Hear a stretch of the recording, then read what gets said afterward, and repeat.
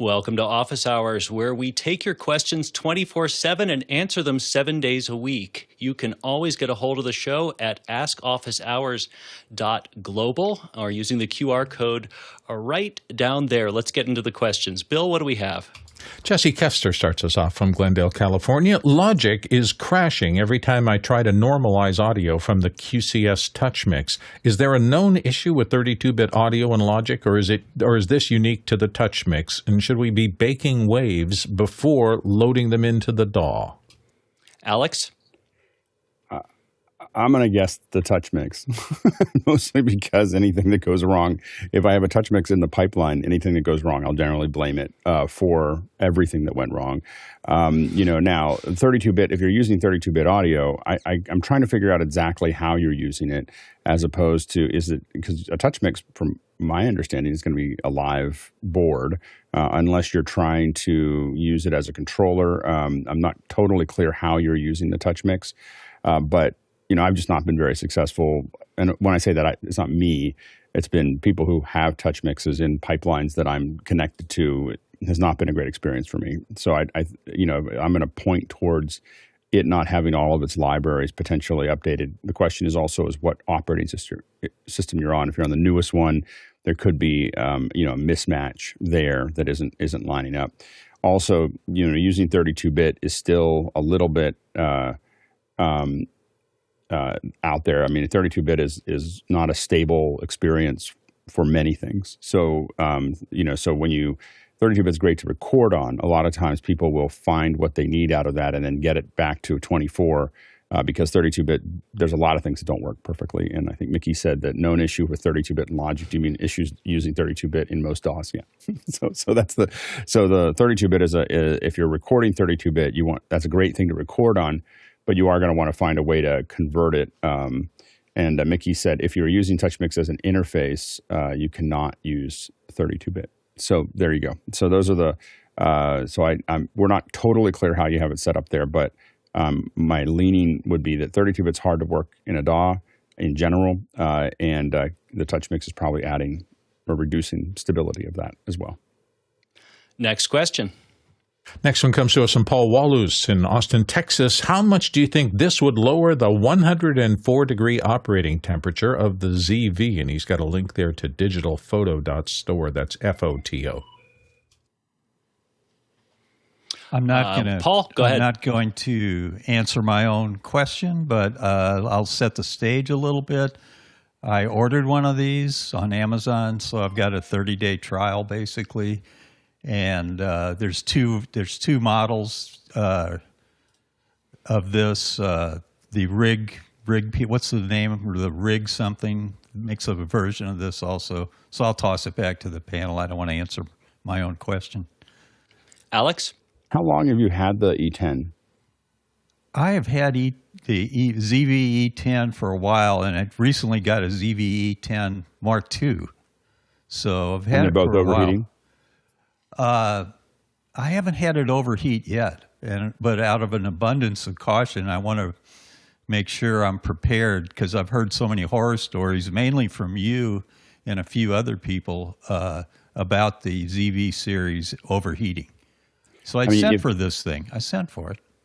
It may work. I mean, it's hard to tell. It's starting to become an art project. I mean, I think that's the problem with the E10 in general. What I would think about is if the ambient environment is low enough, the E10 will work fine. So if you're in a normal, the place where an E10 doesn't work is when you're trying to use it as a live camera and you allow the ambient temperature to go over about 72 degrees.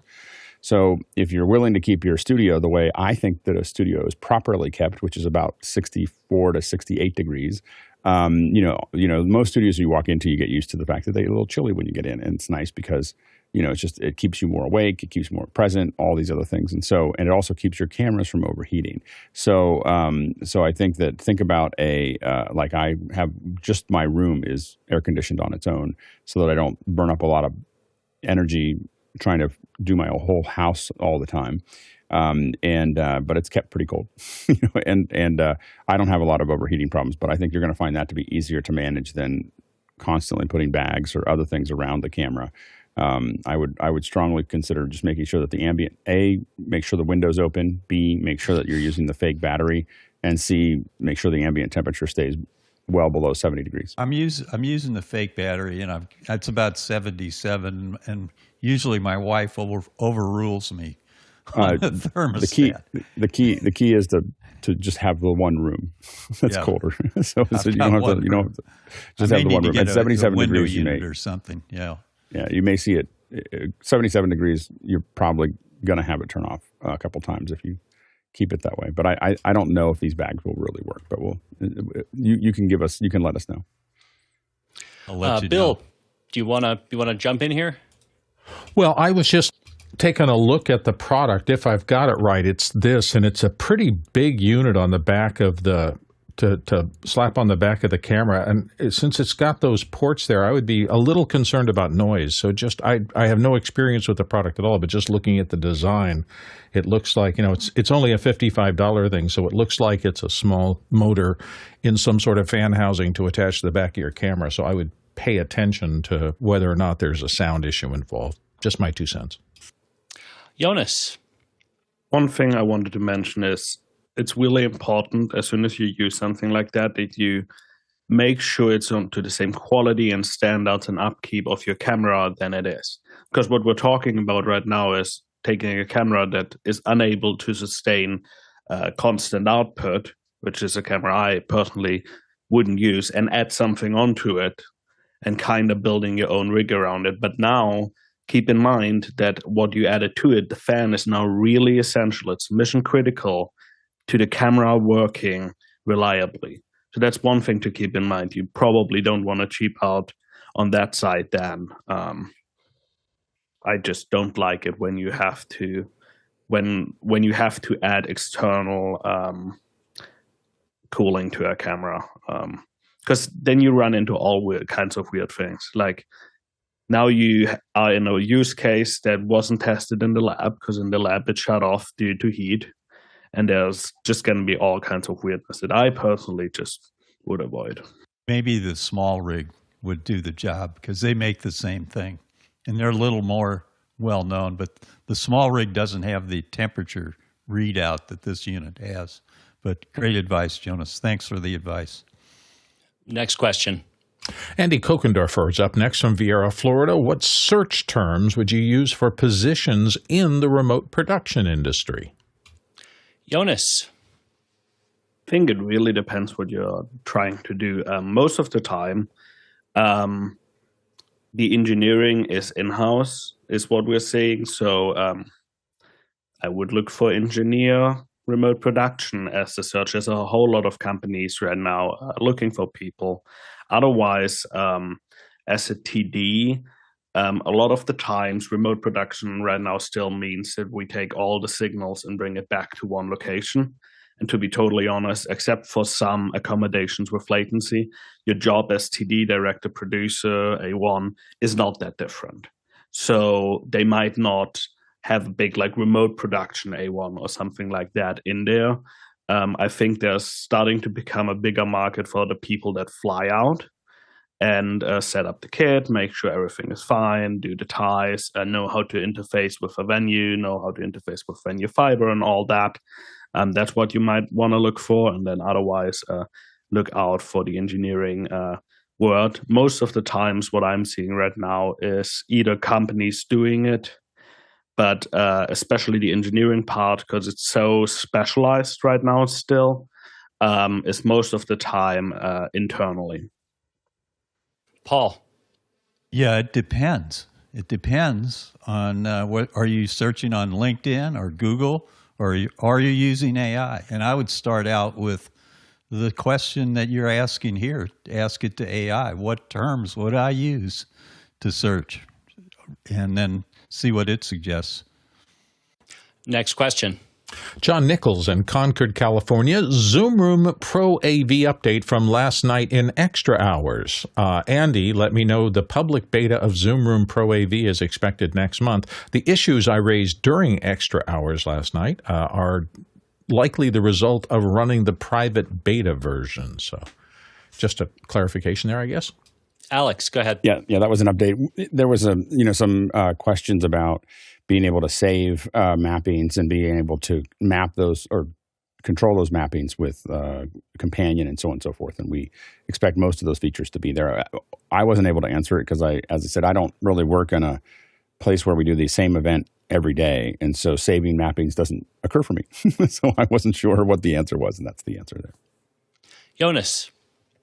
Yeah, and even that has improved over the little bit of the beta that we have. And one thing to keep in mind is that ProAV outputs are different than the outputs that you do through a normal controller, because sometimes you can pin stuff using the ProAV stuff that you can't pin through the normal controller. So keep in mind too, I would advise to only use one of those, and we've seen better success with that. Next question. Mariella Susha-Mibra in Webelow says, what are the best things to see at Production Futures and the Futurescape event today? She's always up on the events, and I love it. Alex, go ahead. Yeah, these are all new events to me.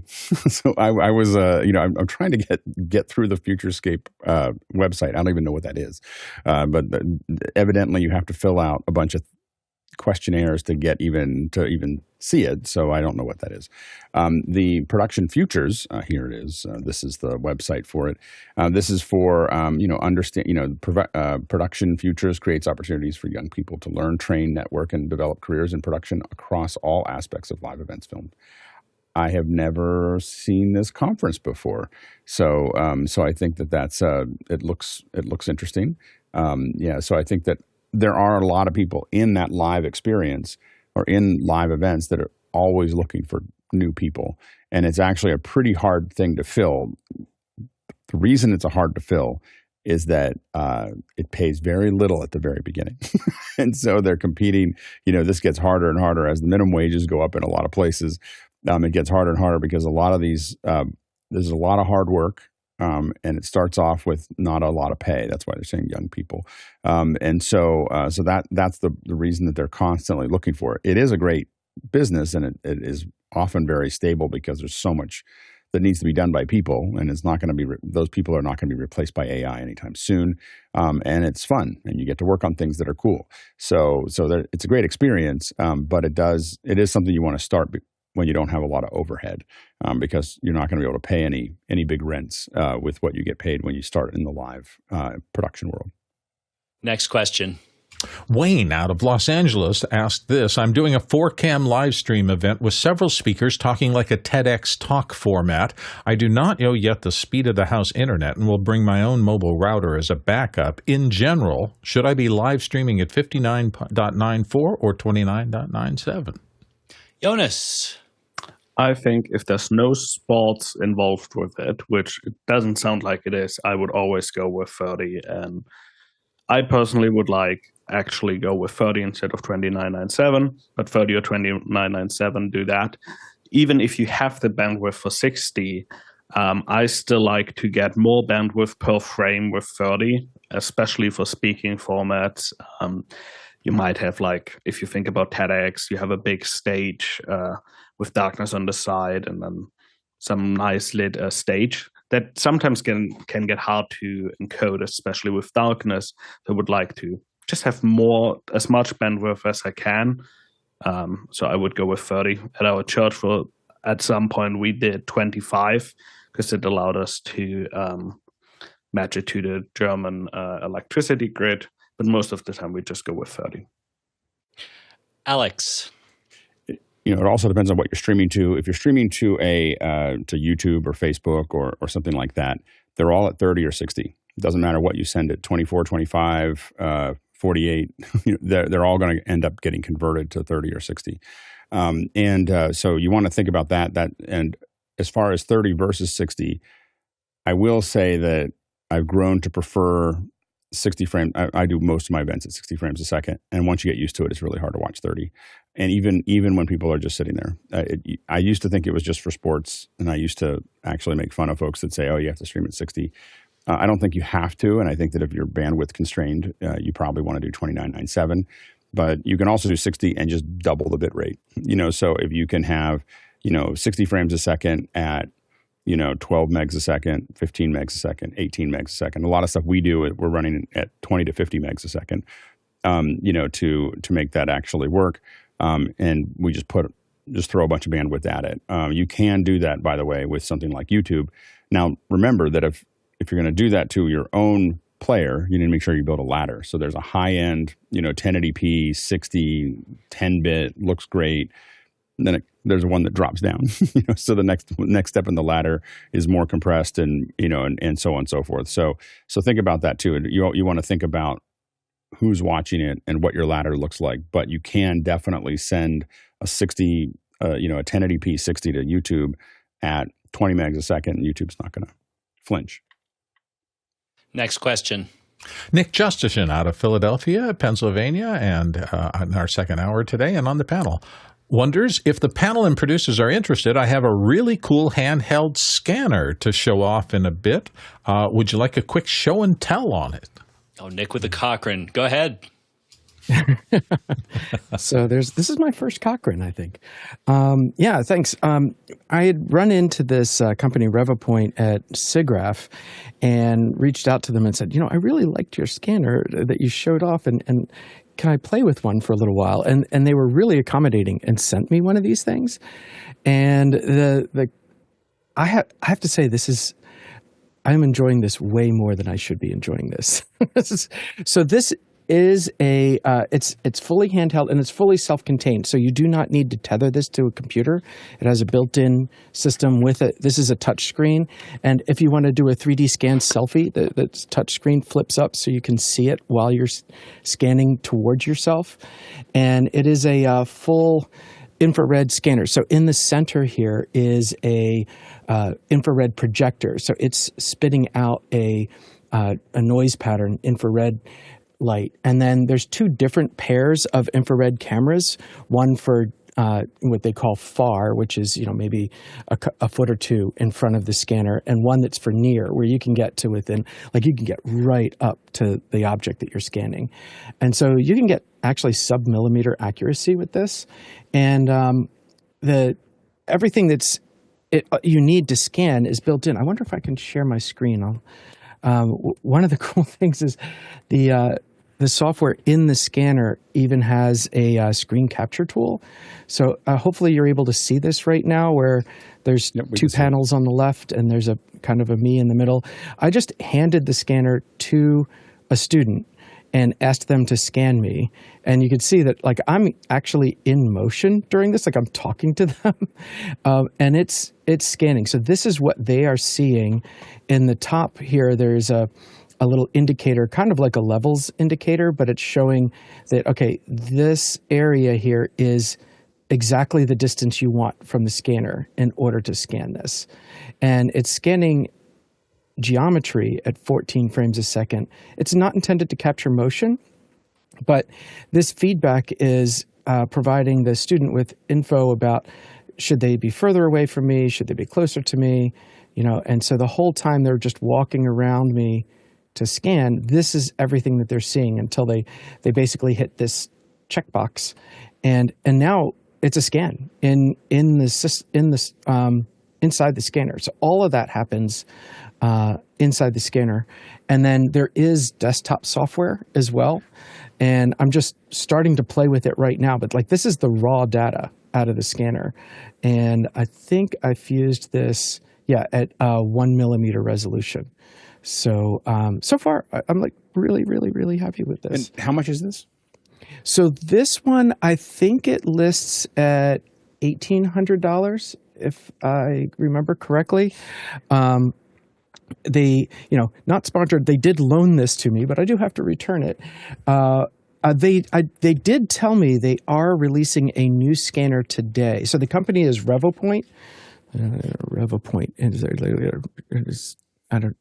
I don't think you can see it. RevoPoint. So they have a new scanner that does need to be tethered that's coming out today. And I guess at noon they're going to announce it. But I think that price point is actually more a little bit under the $700 range. So it doesn't have the computer built in, but it's a larger scanner. It's kind of like one of those old cell phone kind of form factors, or like the old military radios. So I suspect that it has higher specs regarding the scanning itself than this does, but it has a lower price point at $700. But this one at $1,800, so far it's doing everything that I would want. And the other thing that I was super impressed with, and I'm sorry if I sound like an ad, but I'm just like really giddy over this thing right now, is that it comes with a whole kit of equipment, so that like it comes with this a turntable and a tripod, so that you can actually mount the scanner. And does it talk to the tripod or the turntable? Or does it? I believe it does. Or does it let the turntable just go slowly and it just figures it out? I think it's just figuring it out. I'm looking at this now. There is a USB input, but I just think it's power. I don't think it's a communication. So it just turns slowly, and because it's doing such a high frame rate, it doesn't matter. Exactly. And again, with that, there's the sweet spot in terms of the distance from the scanner that it's scanning. So it's automatically ignoring the background and the near foreground. And so as long as you place that turntable in exactly the spot that you would want to scan in terms of distance from the scanner, then that object is all you're going to get scanned. Well, and at 14 frames a second, I mean, if you were good at this, if you were mocap talent, right, you could absolutely get motion if you could freeze your face, for a second. The software's not designed to reconstruct motion. It's designed to it's looking for, the object is not changing form. That's what it's looking for. So like now you are kind of getting a full 3D model. If I click here in this software here. What we're looking at there is the colored points, colored vertices, right? Like it's, so it's got a lot of vertices that are colored, right? But this is the individual frames. So this is a depth map 3D. Right. So like this particular scan ran for almost 700 frames, and some of them are better than others. And you could see like how the infrared light kind of gets lost in my iris and such. And but I could remove frames if I felt like some of them were bad. But this is the depth map that we're getting. So I believe there may be a way of I believe all of this data exists as raw data in PLY format. And so it could actually be possible. It'd be a little messy. It would definitely be messy. But the thing when people are watching this, there's a couple applications to think about here. One is obviously what Nick is showing is the first step to doing your own metahuman that looks like you a lot. Being able to have that front face and being able to attach it to the metahuman. We've been using photogrammetry for that, but this would be probably it could be a mixture too, right? This is structured light, and you could use it to correct for unstructured light if you wanted to, being photogrammetry. But the other thing that's interesting is if you think about the steps of, nowadays we're able to use USDZs in a lot of places, or other 3D models if you're on a Windows platform. So you can put these into PowerPoint, you can put them into other things. So imagine if you're a salesperson and you've got a bunch of objects, you could sit there and just use this to scan the objects you want to show, and you want to rotate them while you're doing your presentation. You can just go grab them, and scan them, and it'd be very, very easy to gather those up. More importantly for most of us is the way we've used scanners, whether it's LiDAR or, when I did it, just put it in perspective. The reason that I'm excited about this, Nick is excited about it for his own reasons. I'm excited because there was a commercial, there's a commercial that I worked on for, I think, Nintendo, when I was at ILM, and there was this controller that had to turn into a spaceship. It was like it looked like a Nintendo controller, and then it transformed into a spaceship. I think it was Nintendo. It might have been Sony. I don't remember. Anyway, so we scanned it so that I could snap to those points and rebuild the controller perfectly, modeling it, and then be able to then build a ship that was based on it, and so on and so forth. But it's so painstaking to get all that little details measured if you're measuring it or using photos or whatever. And so the scan was way easier. We used a cyberware scanner. The scanner cost $500,000. This is a $500,000 scanner. This is in the late 90s.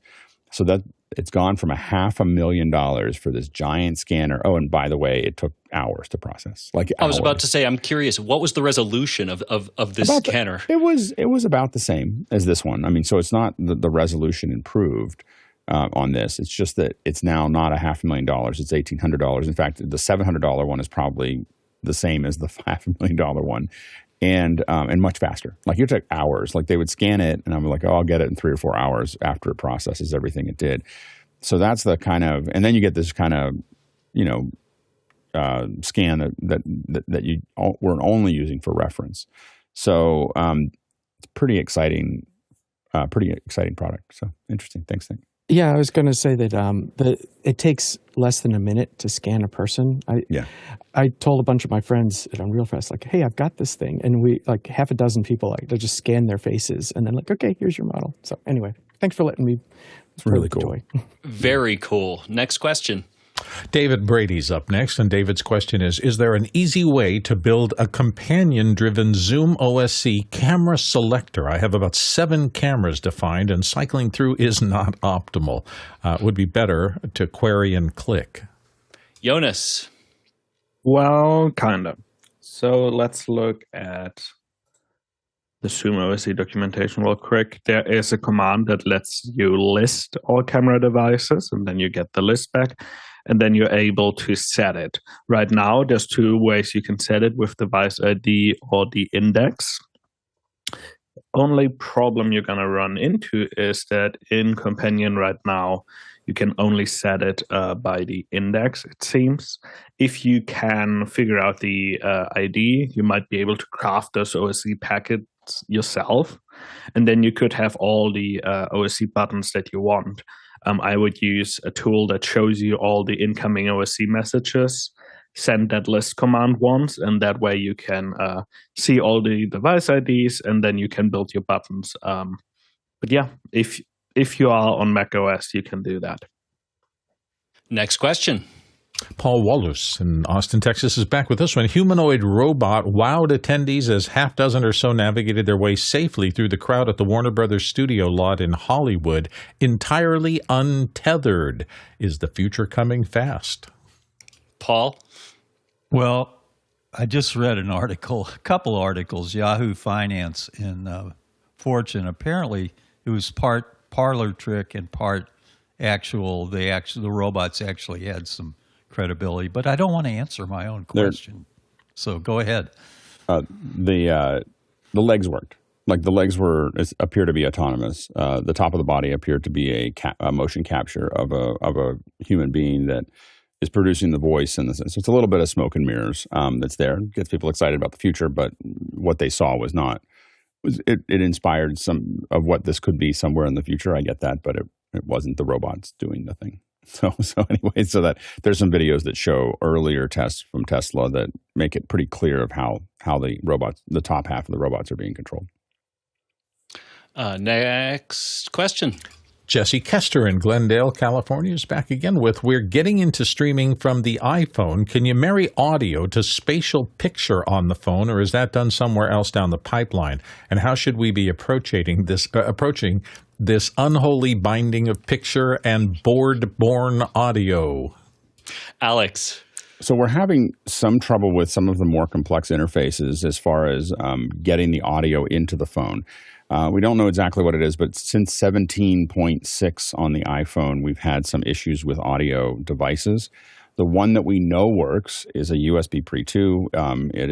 Because it shows up. I think that whatever you're using has to basically not have any controls that are delivered to the computer. All the control, it has to show up as 2 in, 2 out, device without any kind of anything happening, any controls coming from the computer. So the thing about the USB Pre 2, I don't think I have one in arm's reach. I have a bunch of them, but it is is that all of its controls are dip switches on the back, and otherwise it shows up as a dumb device to a PC or an iPhone. So we have found that to be 100% reliable. We've had trouble with Scarletts, trouble with Mix Pre's, trouble with everything else connecting to it. So right now, the unfortunate thing is that it's more expensive than a Mix Pre. So it is still, it's amazing. When I bought, I don't know, at some point I owned 60 of these things, and we bought them at about $600 a piece, and they're now, I think, $1,000 or $1,100 a piece somehow. So no, they've almost doubled in price over time, and they still make them. But that's the thing you're probably going to want to look at. We also have found success with the X2U from Shure, but that's only one. It's only one channel, so we haven't figured out how to get both channels in without the USB Pre 2 reliably. So that's what you're probably going to want to look at. Once you have that, remember that everybody, if you're streaming to a heads, if you're streaming to if you're talking about spatial streaming, everyone's going to have a headset on. So what's kind of cool about that is that you can send it a binaural feed. So you could do a mix that's surround, mix it down to binaural and deliver it because you know what everybody's listening to. But otherwise, any mixer that you have there, you can send stereo. If you only need mono, which would be, if you're only doing a regular stream, someone's talking to camera and you're using it as a mono signal, then the newer X2U, it's really little USB-C X2U, does work and it's much less expensive than the USB Pre 2. It's like $130 or $100 or something like that instead of $1,100. But that's the only one that we've been reliably successful with is the USB Pre 2 to get it into the USB-C. We think that Apple will fix it, or somebody's going to fix it, or someone's going to figure out why these aren't working. But they'll show up, they'll work for a minute, and then they stop working. And so they're just not reliable right now. I've had issues, or in fact, I've had no issues with the Mix Pre 6 too. I haven't done a very long event or anything, but I haven't had any issues at all whatsoever. I read this question a little bit differently. I thought they were talking about if you're using the audio, because one of the things that the iPhone 16 had was this feature, where you can say only focus on what's in the frame with the spatial audio, and then choose only what's behind the camera. So yeah, we've been replacing the audio. We've been replacing all the audio with an input. As soon as you plug something in, then you're getting that audio. Well, sure, it takes over. Yeah. So, next question. Bobby Rafferty comes up next from Central Florida. Substance 3D Viewer app was released that works with all 3D models. A plugin also integrates into Photoshop Smart Objects. How useful will this be? Nick? Yeah, so I think it might be a little bit of a stretch to say that it supports all file formats, but it does support many of the most common ones. And I think if you're an Adobe Cloud user, this is going to be very useful as almost what Photo RAW is, what Adobe RAW is to photographs and RAW files out of SLRs and digital cameras. This is to 3D files. So you can open up most of the most common production 3D file formats. You can tumble and look at the model, and you can even frame it up and capture images and use it as Photoshop layers and such. So, again, if you're a cloud user, I think this is handy. If you're a cloud user that wants to use 3D assets in your work, I think this is useful. I think there's a lot more functionality probably that will need to be developed and added over time. But it is, I will say that it is a huge pain point if you have a deep library of 3D assets to be able to locate the asset that you want. Like you might have 50 different suitcases or 50 different birds or something like that. And being able to browse through those is always a challenge. So, that's handy, but it is part of Adobe Cloud that I think it's in beta right now, and they're saying that you can use it if you have not paid for a cloud account. It looks like it's free. Like if you have a free Adobe Cloud account, like Mixamo animations, for example, are free. So thankfully, at this moment, you don't have to pay for it, but it is a beta. So I'm not sure how useful this is outside of the cloud, Adobe's cloud tool set. So I guess that remains to be seen. Alex. and even if it stays inside the cloud, the Adobe cloud, it's a pretty big cloud. So you can work with it. The viewer, one of the big problems with 3D models is being able to view them, is being able to see what you're actually doing. As Mac users, we have the luxury of, if we save it out as a USDZ model, we're able to just open it in preview, open it in lots of different places. And so we have that portability. But it's only if it's a USDZ model, and that's not, there are many other, as Nick points out, there's many other file formats that you may want to be able to look at. And so this being able to open those is really useful. Substance 3D is one of Adobe's shining stars as far as an app goes. It's a beautifully built app, and you can build very detailed textures and lighting and so on and so forth into the model. And we're getting to this place that a lot of us thought we'd get to a lot faster, which is the idea that if I have an object, I can render it any way I want. I don't have to, so imagine you're building a composite, or you're building a slide deck, or you're building something else, but we'll just say a composite in Photoshop right now.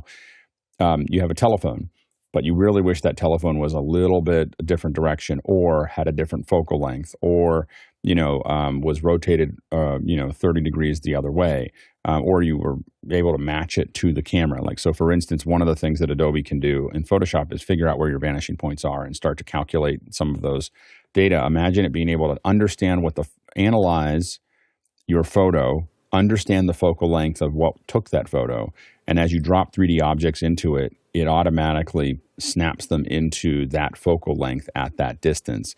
That stuff is really powerful when it comes to compositing, something, and adding 3D objects or adding other things. Part of that makes it work is making sure that you can really do realistic models and realistic lighting and so on and so forth. And that's where Substance 3D does a pretty good job, of being able to put that stuff together. So I think that, I don't think Adobe's quite there yet, but what you're seeing is them slowly tying these 3D tools into the entire pipeline. And it's interesting because they haven't had to choose whether they're going to support Meta or whether they're going to support Apple. They're just like, we're going to support the future.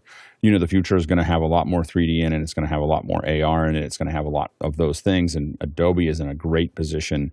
And I think that the purchase of Algorithmic, which is the company that owned Substance, that was the company that made it years ago, I think that was genius by Adobe. They tried to do their own 3D for a while, and it was really bad. And so it was just horrible. And they bought this company, and it's really brought them forward. So it's exciting to see it moving continually forward. A, you can open the models, and B, you can start to use them in Photoshop. It's great. Next question. Our friend John Prado in Las Vegas says, just for your information, tons of new AI features from Adobe announced yesterday at Adobe Max, including text to video. Ooh, Paul? Yeah, wow. John, you probably went to this because you're in Vegas. They rolled out over 100 new Creative Cloud features. Photoshop, Illustrator, Premiere Pro, InDesign, Lightroom, and an all-new Frame IO. And Firefly, it's just, I'll have to download the PDF. The first thing the press release says, download the PDF, of course. So I'll toss it to somebody else to comment. Oh, we've been waiting for this for a long time. Alex? Yeah, a lot of new features. They've improved the image generator for Photoshop, so a lot of us are using image generation. So that looks like it's being made better, which is great. I think that there's still the video generation in Premiere is still considered quote unquote beta, but it's doing pretty well. So what the image will do is extend it'll let you generate clips from text prompts, but it'll also let you extend a shot. Many of us have had a situation where we were 6 frames short or 8 frames short of a shot, and you just wish that shot just lasted just a little longer. And this will, without slowing it down, this will actually just build new frames to extend that out. Because I haven't used Premiere for a while, I haven't played with that yet. But that's that's an interesting feature that they've added there. They also have a project Neo, which is I played with it a little bit yesterday. This is a modeling. It's a 3D. It's designed as a very easy to use 3D modeling tool that is there. 3D modeling, texturing, positioning, It doesn't export any 3D models. It only exports images right now, but I think that that's probably just the beginning. So, that's interesting. Also, Frame.io is updated to version 4. A lot of us have been using version 4 for a while. We had a bunch of us were brought into that beta inside of office hours. And so version 4 is incredible. Like just, it's a huge, it's not like a incremental jump from version 3. It is a exponential jump from version 3 as far as the tool set and what's available to you. So version 4 is a big thing. They also, started adding more Figma. I think that, a lot of users pushed back and people, the purchase of Figma was blocked. I think that's going to end up being pretty painful for a lot of the Figma users because now Adobe can't buy Figma, and so what you're starting to see is them starting to add all those features into their own platforms, and that's going to it's probably going to limit Figma's long-term growth. I just don't think that they can compete in that framework with Adobe as it goes forward. So it'll be interesting to see how that turns out. But a lot of obviously a lot of AI tools that are there. It'll be interesting to see how it all rolls out. Jonas, I'm really excited for text to video and finally figuring out consistency. It's one of the things that I'm most fascinated by with these larger models is like, sure, can they like make the subject stay the same? But if it pans to the right and back to the left, is the object that just was out of frame still the same than it was before? And it's super complex and to do all that. But that is what I find super interesting. And it's kind of like interesting for me. I always think of Star Trek and Enterprise in that kind of sense when like you go to the holodeck, it's not like you sit there and you build your 3D models and everything. No, you explain to the AI what you would like to play, what would you like to watch, and it feels like we're getting closer to that and being more into it. But at the same time, it's interesting, like it gets more automated and Adobe makes a big leap. And at the same time, there's a lot more people like reaching for something made by a human and human connection. So it's like always this push and pull. And it's going to be interesting how Adobe plays a role into like pushing that forward, especially as like one of the big topics always is, well, our things you can actually use legally without needing to worry about being sued because we trained it on illegally gathered material. So that has always been interesting that they can make that claim. Nick. Yeah, I mean, I think this is, hopefully we see more and more of this coming into play in other creative tool sets as well. I think that one of the things that there's promise for AI in is helping us as people be more productive. Right? We went through a stage of, stock photography was on microfilm, and you'd have to search for the photo that you would want. Even in the ideation of, okay, I want to pitch an idea to a client, you'd still have to find the stock material that you'd want to show to the client as an idea, which would get changed and refined and finessed by people along the way. And then, now we can use database search, and we can see the images immediately, and those images can be stored in a library somewhere, not inside my own computer. And okay, that sped up the work, and it sped up our productivity. And so now we don't have to search at all. We just ask the computer to, the AI to, okay, I want to pitch this to the client. I want a shot of a car, being driven off a cliff. Like, okay, and I wanted a side angle, or I wanted it at sunset. And all of these things can now be generated without having to use a whole lot of our time to put that together or to find the exact right images and then composite them together. And now we can show that to the client. Like, this is the idea that we have. And now you've leapt over a lot of work that didn't actually go into creating the thing. It was just a matter of finding the imagery to pitch the thing. So I'm hoping that we see much, much more of this kind of thing. And it also speaks to that, it's AI. I don't believe it to be a fad or a blip. It's something that, it's going to find its place, and its intent, again, is to make us as people more productive and more capable as people. So hopefully we'll see more of these kinds of uses without having to completely steal everything from, hoover up everybody's ideas. It's definitely going to leave a thumbprint in the world. Alex?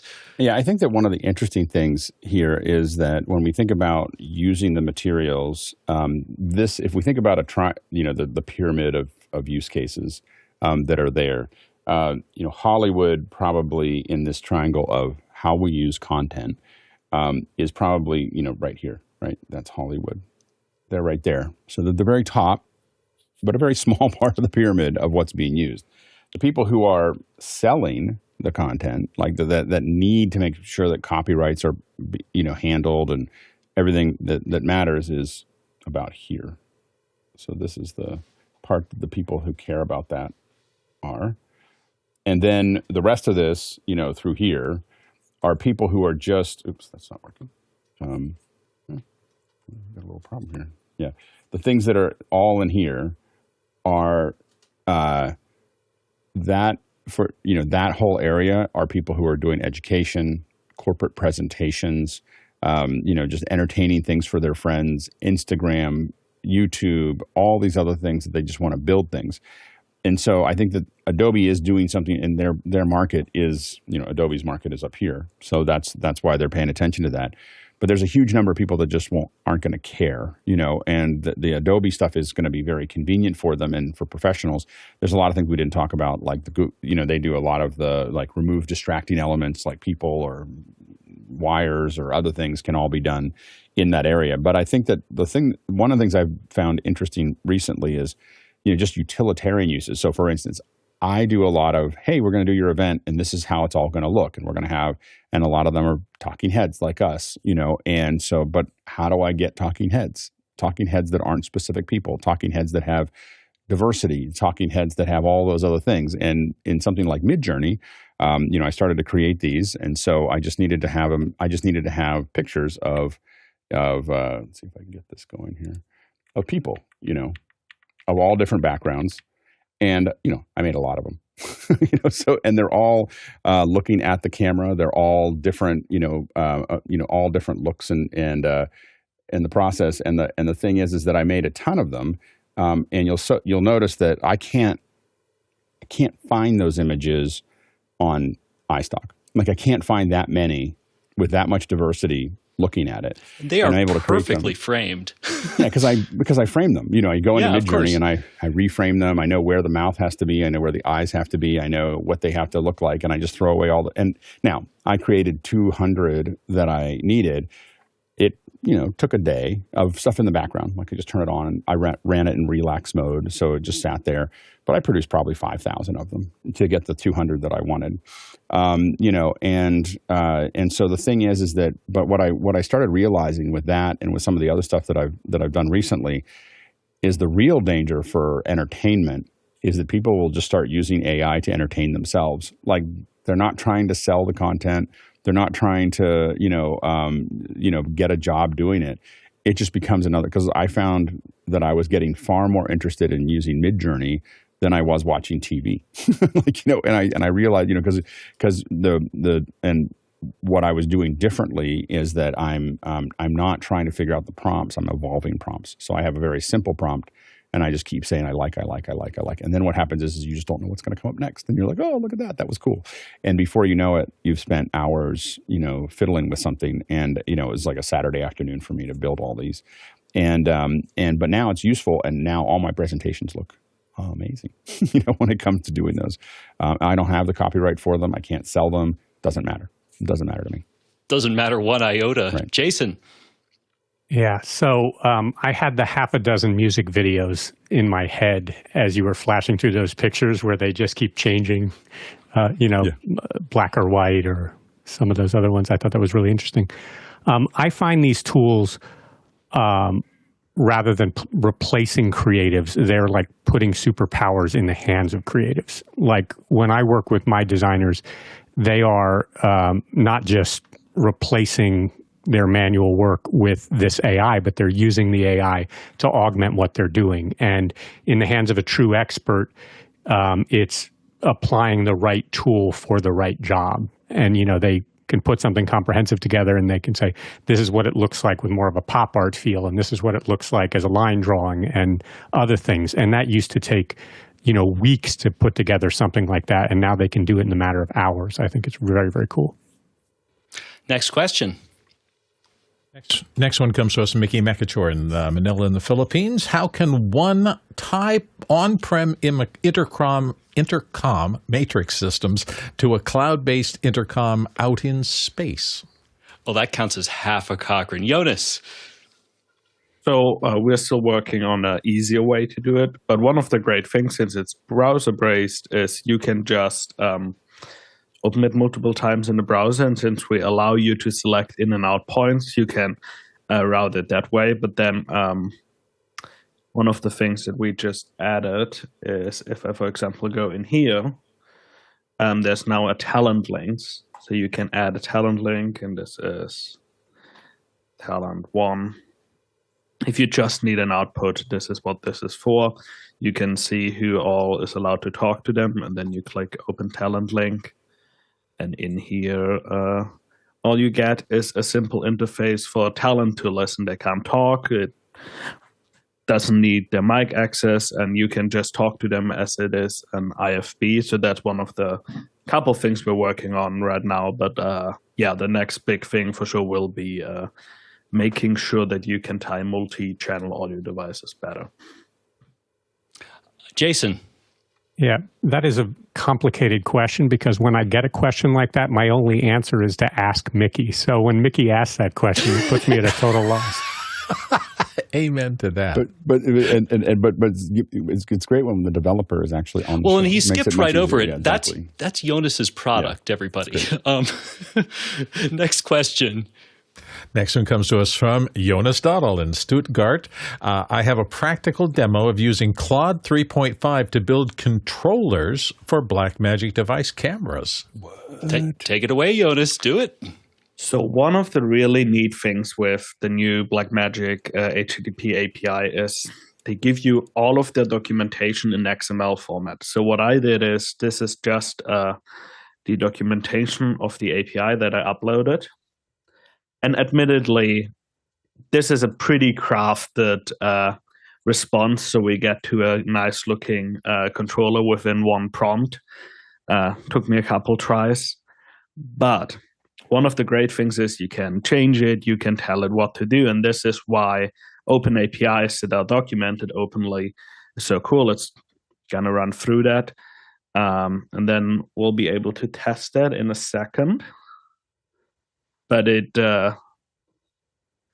blew me away when it first worked. So you're obviously you're not typing very quickly here. What you're doing is you gave Claude all of the documentation that came with from Blackmagic. Yep. And then you put a fairly well crafted, you might have tried to no matter how many times it took you to do the prompt, probably wasn't that many times. It's a lot faster than coding all of this. So maybe not for you. I mean, for you it might be close. For most of us, it would be forever. So you were able to, and then basically, so it built this whole interface that we're looking at here. Yes. So that is built now, and if I cut over to using my Blackmagic camera, there it is, and I am gonna grab my IP address. One of the cool things is this is coming through the USB-C cable. It works now as a webcam, but it also shows up as a local Ethernet adapter. So without needing anything else, I just plugged in the camera, I can control it. I grabbed myself the IP address just to be a little quicker. Then I entered that in there, and now, in theory... Whoa. You have shading controls. That is really shading cool. Controls. In a browser. Yeah. Focusing. Sometimes Sometimes like a couple struggles of companies out there right now who manufacture some of this stuff and getting a little worried. It's like one of those cooking shows where they put in the pot roast and then it's cooked immediately. It just comes right back out again. Well, and again, I think that what's incredible is that and what we want to see is more and more detailed APIs and SDKs that are there, because the challenge that we have, for instance, there's a lot of us that would love to do other things with the switcher, but the switchers aren't completely opened, or they're not completely documented, and so that makes it harder. But being able to just throw something together that you can control a camera is That's just astounding. And which cameras does this work with? So they now updated it that it works with almost any. It started out with the old studio and the new studios. It works with the new G2 micros, and what I'm on is the old Pocket 4K. And what So it is works with great the old for ones?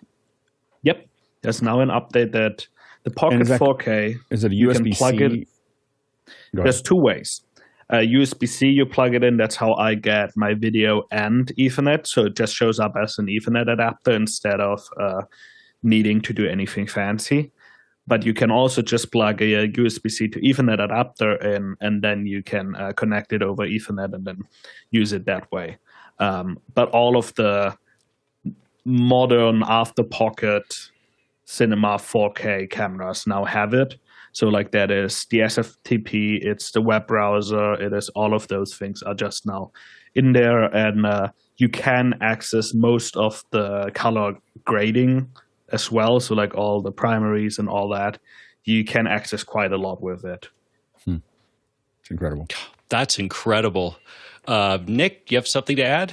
Yeah, I was just going to say, I mean, this is another one of these classic productivity uses for the, GPTs. I did something very similar with ChatGPT, where I wanted to there's a particular piece of software with Unreal Engine that is used for motion capture that will automatically trigger and name all your files for Vicon and OptiTrack and the facial capture systems. And it controls AJA keypros, but it doesn't control Hyperdeck. And so working with ChatGPT, I said, okay, give me a Python script that'll work with Switchboard from Unreal Engine and control a Hyperdeck. And it was like, sure, here you go. And it just wrote out the Python code. I dragged and dropped it. It didn't crash. There were a couple things that didn't quite work, but I was able to figure, okay, it was just this variable name. And so I was able to add new functionality to this tool without having to do much. Like I did admittedly know how to read Python code, but it generated all of the various libraries I needed and header files. And within an hour, I went from not knowing, I don't even know where I'm going to start on making this happen to, okay, it works, moving on. So yeah, it's awesome to see that stuff at use. And one of the big advantages with Claude is that you have this, what they call artifacts. So if you just need to do something for the web, what you can do is, I could now say publish, and it now would be open to the internet. I could send you all a link and it would work. This one doesn't because of some browser APIs that aren't there. But I told it hey, build me an AWS bandwidth estimator. I need these fields, do it. And then I just get a little tool out that is hosted by them. It's just HTML. You can tell it to do React in here. And that's one of the advantages why I'm now almost exclusively within Claude. It is really nice for code, and it has this way to display things to you. But I could just tell it now, I don't know, blue is not my color, make it red, or do something else, make it look nicer and more broadcasty, and it comes up with something, and you see it without needing to copy it out, pasting it somewhere. It is, so definitely a productivity game. And you could just now open 3 or 4 browser windows, put different IPs in, and you'd be controlling multiple cameras, right? Yeah, totally. Let's see, do I have this open still? There actually is, if you look on GitHub, someone built an app for that allows you to have that. We'll have to bring that in for the second hour. While you're looking that up, I was just going to share one other story. I have a colleague who has put together a multi-personality development team in ChatGPT. So they have a UI developer, and she has a name, and there is a data integrator, and he's got a name. So he's got 3 different developers that develop in 3 different categories of software, and then he's also got a GPT for a supervisor. We got to cut it there, Nick. I'm sorry. It's just cool. It's very cool. Don't forget, Wednesday, we're going to be having vMix audio. After that, Thursday is just Q&A. Friday will be Navi Lens, and that will bring us into the weekend, which is the more exclusive of the of the shows. We don't broadcast Sundays, just remember that. And Saturdays are invite only. So check Discord at officehours.global for all the details.